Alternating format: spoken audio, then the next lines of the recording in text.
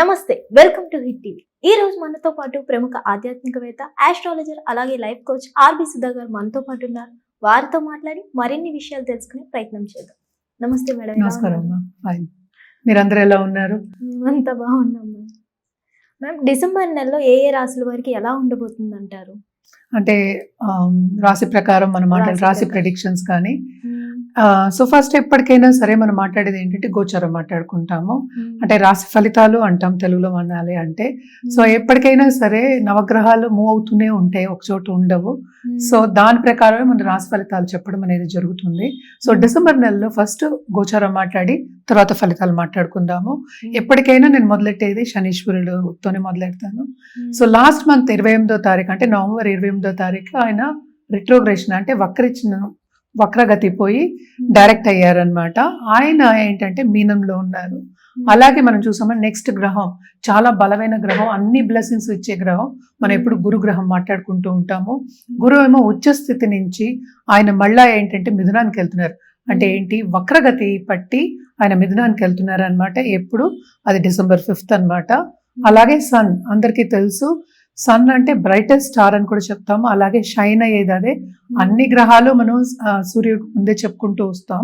So సూర్యగ్రహం ఏంటంటే ధనుస్కి December 16th కి move అవుతున్నారు అనమాట. అలాగే మార్స్ ఏంటంటే ప్రస్తుతం వృశ్చికంలో ఉన్నారు. ఆయన 6th December కి ధనుస్కి మూవ్ అవుతున్నారు. అలాగే మనం నెక్స్ట్ మాట్లాడుకోవాల్సిన శుక్రాచార్య కూడా ఆయన కూడా ఏంటంటే 20th December కి మనకి ఏంటంటే ధనుస్కి మూవ్ అవుతున్నారు. ప్రస్తుతం వృశ్చికంలో ఉన్నారు. మళ్ళా ఇంకోటి ఏంటంటే మన బుద్ధికి ఇప్పుడు చెప్పుకుంటూ ఉంటాం. అంటే ఏంటి, బుధుడు ప్రస్తుతం ఏంటంటే తులలో ఉన్నారు. ఆయన ఏంటంటే 6th December కి వృశ్చికానికి వెళ్తున్నారు. అదొకటి కాకుండాను 29th December కి ఆయన ఏమో ధనుస్కి వెళ్తున్నారు. సో చాలా కూటమి, అంటే 4 గ్రహాల కూటమి towards end of this month, అంటే డిసెంబర్ నెలలో towards end of this month జరగబోతోంది. సో దాని ప్రకారం మనం చూసాము అంటే చాలా రాసుల వారికి ఎఫెక్ట్ అనేది ఉంటుందన్నమాట. అది నెగిటివ్ అవ్వచ్చు, అది పాజిటివ్ అవ్వచ్చు. మళ్ళీ మనం మాట్లాడుకోవాల్సింది రాహు ఏంటంటే కుంభంలో ఉన్నారు. కేతు ఏమో ప్రస్తుతం ఏంటంటే సింహంలో ఉన్నారు. సో ఇది గోచార రీత్యా ఈ డిసెంబర్లో ఉన్నదన్నమాట. అండ్ ఆల్సో మనం చెప్పవలసింది ఏంటంటే ఎప్పటికైనా మనం పరిహారాలు చెప్తూ ఉంటాం. ఏదైనా సరే ఎవరైనా మనకి ఎందుకు వస్తారు మన దగ్గరికి, పరిహారాల గురించే. సో పరిహారాలు చెప్పాలి అంటే మన కార్తీక మాసం కూడా ఇప్పుడు ఆల్మోస్ట్ కంప్లీట్ అయిపోయింది. సో మన కార్తీక మాసంలో కూడా రుద్రాక్ష ఇవ్వడం జరుగుతుంది, అలాగే జెమ్ స్టోన్స్ ఇవ్వడం జరుగుతుంది. అలాగే ఏంటంటే వాళ్ళ జాతక రీత్యా అంటే పూజలు కానీ లేకపోతే ఒక జపాలు కానీ లేకపోతే హోమాలు కానీ చేయమని చెప్పడం జరుగుతుంది.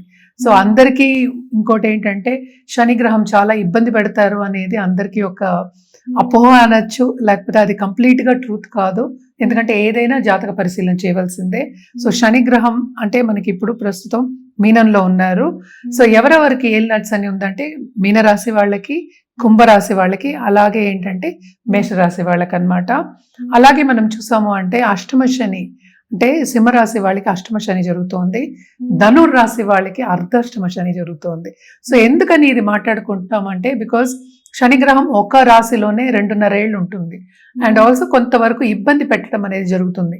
దేంట్లో ఇబ్బంది పెట్టడం అంటే ఎక్కువ ఫైనాన్షియల్ మ్యాటర్స్, అలాగే ఏంటి కుటుంబ పరంగా అంటే రిలేషన్షిప్స్, ఇవన్నీ కొంతవరకు ప్రాబ్లమ్స్ ఇచ్చే ఛాన్సెస్ ఉంటాయి.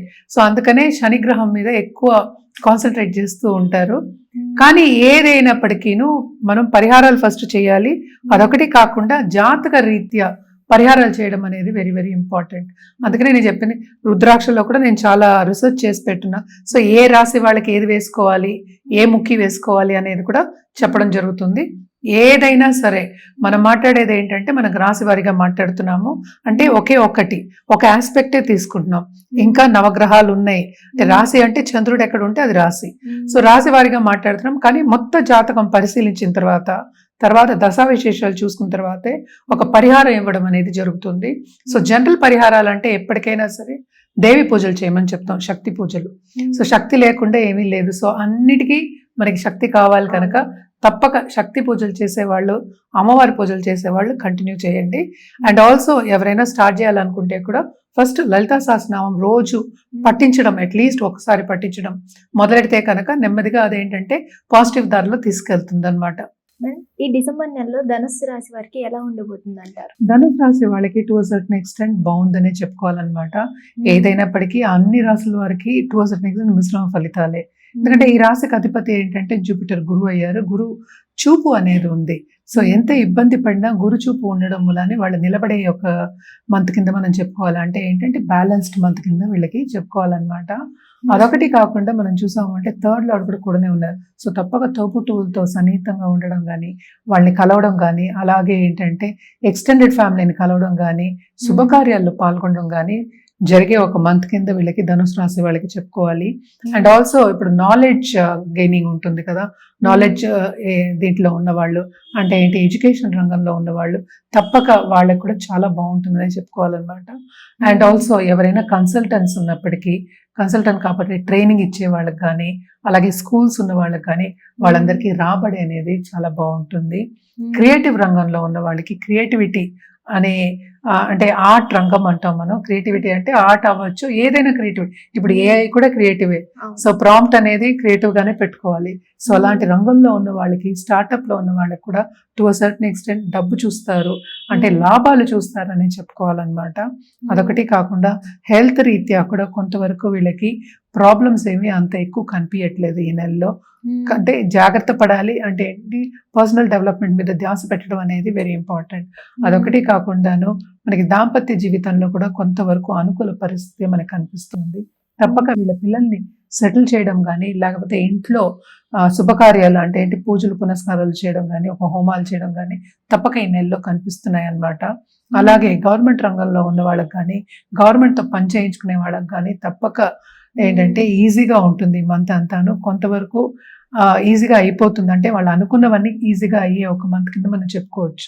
అలాగే మనం చూసాము అంటే కనుక వీళ్ళకి హెల్త్ కూడా మనం మాట్లాడుకున్నాం. దాంపత్య జీవితంలో కూడా బాగానే ఉంటుంది. అదొక్కటే కాకుండా కొత్తగా పెళ్ళైన వాళ్ళకి తప్పక ఏంటంటే వాళ్ళు అనుకున్నది అంటే సన్నిహితంగా ఉండడం అనేది మనకి ఎక్కువ కనిపిస్తోంది. అలాగే పెద్దల బ్లెస్సింగ్స్ కూడా తప్పక ఉంటాయి అన్నమాట. ఓన్లీ థింగ్ ఈజ్ కొంతవరకు హెల్త్ రీత్యా అంటే ఏంటి డాక్టర్ని సంప్రదించవలసి వస్తుంది. ఎస్పెషల్లీ ఇంట్లో ఉన్న పెద్దవాళ్ళు ఎవరికైనా హెల్త్ కొంచెం అనారోగ్యం వచ్చే ఛాన్సెస్ మనకి కనిపిస్తున్నాయి. వాళ్ళకి కాదు, ఇంట్లో ఉన్న పెద్దవాళ్ళకి మనం చెప్పేది.